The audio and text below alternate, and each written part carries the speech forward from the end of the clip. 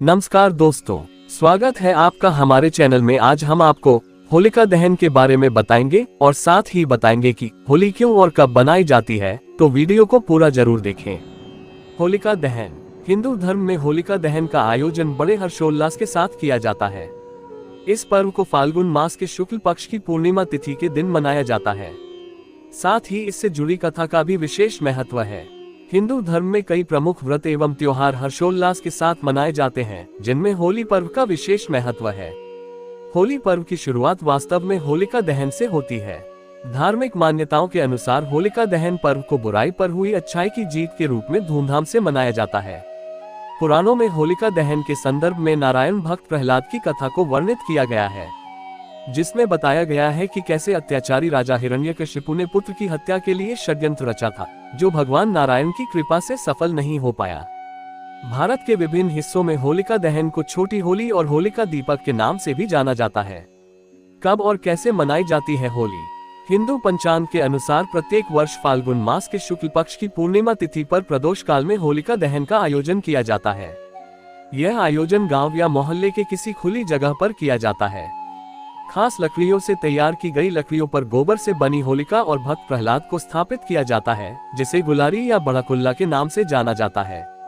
इसके बाद होलिका दहन की शुभ मुहूर्त में होलिका के पास गोबर से बनी ढाल भी रखी जाती है और 4 मालाएं जो मौली, फूल, गुलाल, ढाल और गोबर से बने खिलौनों से बनाई जाती है, उन्हें अलग से रख लिया जाता है।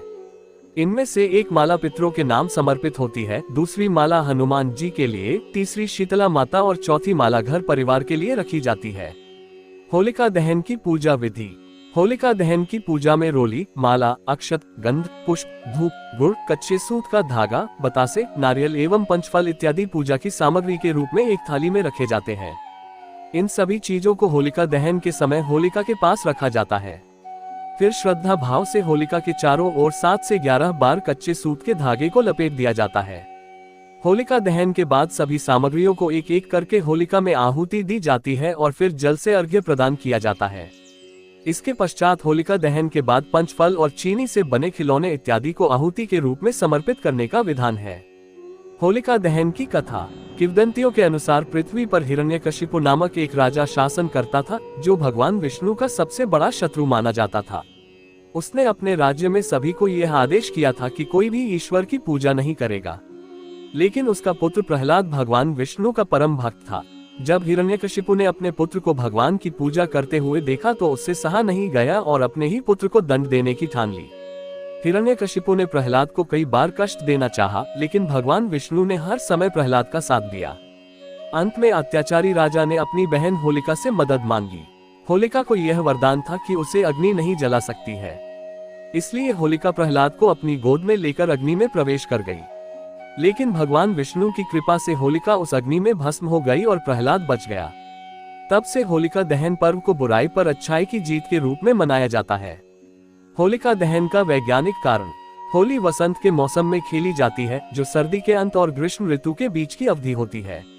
ऐसे में पुराने समय में सर्दियों के दौरान लोग नियमित रूप से स्नान नहीं करते थे, जिसके कारण त्वचा रोग का खतरा बढ़ जाता था।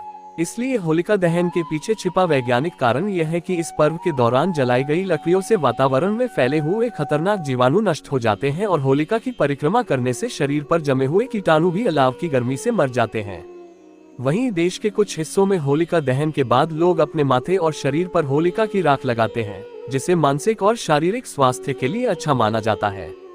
तो ये थी हमारी होलिका दहन के बारे में कुछ महत्वपूर्ण जानकारियां। ऐसी और वीडियोस के लिए हमारे चैनल को सब्सक्राइब करें।